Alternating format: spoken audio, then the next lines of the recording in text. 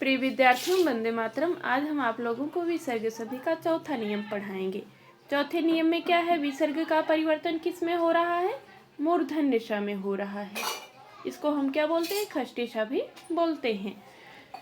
तो यहाँ किस प्रकार से इसमें मूर्धन्य ष में परिवर्तन हो रहा है? ऊपर आपने तीसरे नियम में क्या देखा था? विसर्ग का परिवर्तन किस में हो रहा था? तालव्य ष में हो रहा था। और कैसे हो रहा था उसका नियम आपने देखा था कि विसर्ग के पहले कोई भी स्वर हो, पहले ध्यान ही नहीं देना था कि मतलब विसर्ग के पहले स्वर तो ऑलरेडी रहता है और कोई भी स्वर हो उससे मतलब नहीं था। केवल विसर्ग के बाद जो दूसरा शब्द शुरुआत होता है उसका पहला वर्ण क्या रहे? च रहे या छ रहे या क्या रहे? स रहे। तो विसर्ग किस में बदल रहा था?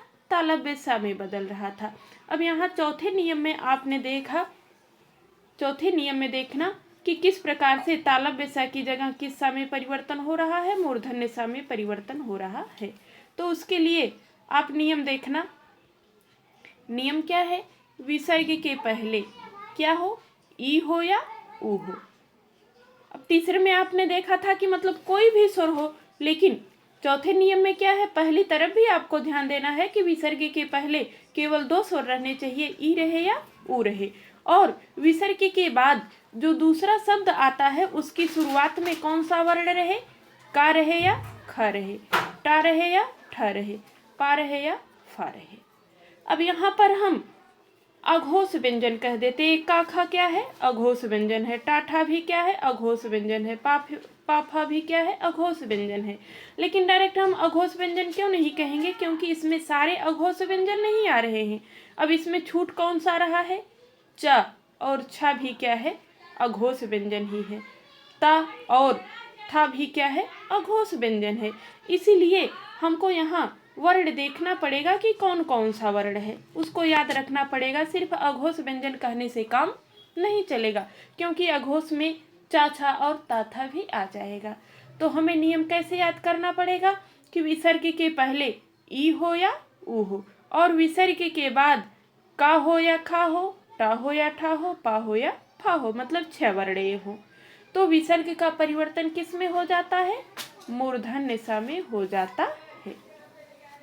अब यहाँ दोनों तरफ आपको ध्यान देना है कि विसर्ग के पहले भी ई और ऊ ही रहना चाहिए। विसर्ग के पहले ई हो या ऊ हो।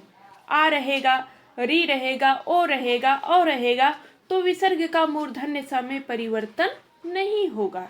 विसर्ग के पहले केवल ई रहे या ऊ रहे, और विसर्ग के बाद इन 6 वर्णों में से कोई वर्ण रहे। कौन कौन से? का खा टा ठा और पा फा। इन 6 वर्णों में से कोई वर्ण रहे तो विसर्ग के स्थान पर परिवर्तन किस में होगा?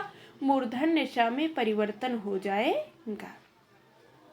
परिवर्तन किस में होगा? मूर्धन्य ष में परिवर्तन हो जाएगा। जैसे एग्जाम्पल देखना, उदाहरण में आपको स्पष्ट कर दे रहे हैं। निह प्लस कपट, रूप क्या बन रहा है? निष्कपट। अब यहाँ निह में से विसर्ग निकला, रूप क्या बना? नी बना। अब यहाँ विसर्ग के पहले क्या आ रहा है? ई आ रहा है ना। और उसके बाद कपट जो शब्द आ रहा है, कपट, इसका पहला वर्ण क्या है? का है। पहला वर्ण क्या आ रहा है? का आ रहा है। इसीलिए ए निह का विसर्ग किस में बदल जाएगा? सा में बदल जाएगा। आगे क्या है? कपट है। रूप क्या बन गया आपका? निष्कपट बन गया।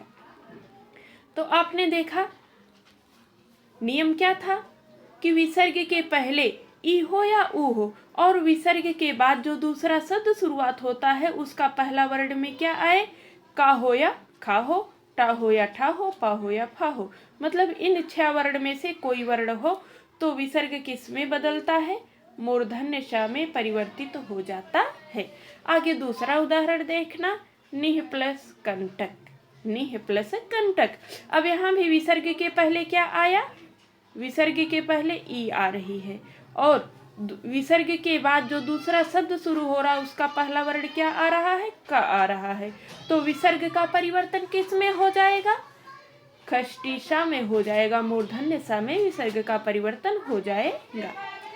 तो रूप क्या बनता है? निह में से विसर्ग निकला, रूप बना नि, और विसर्ग किस में बदल गया? आधे जो है मूर्धन्य स में बदल गया। आगे कंटक है, क्या हो गया? कंटक। रूप क्या बन गया आपका?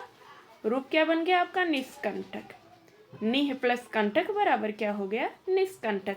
ऐसे धनुः प्लस टंकार। अब धनुः में विसर्ग के पहले कौन सा स्वर आ रहा है? उ आ रहा है। और विसर्ग के बाद कौन सा व्यंजन आ रहा है? टंकार में क्या आ रहा है? टा आ रहा है। तो विसर्ग किस में परिवर्तित होगा? मूर्धन्य सा में परिवर्तित हो जाएगा। रूप क्या बनेगा आपका? धनुः प्लस टंकार। अब धनुः में विसर्ग हटा रूप क्या बन गया? धनु।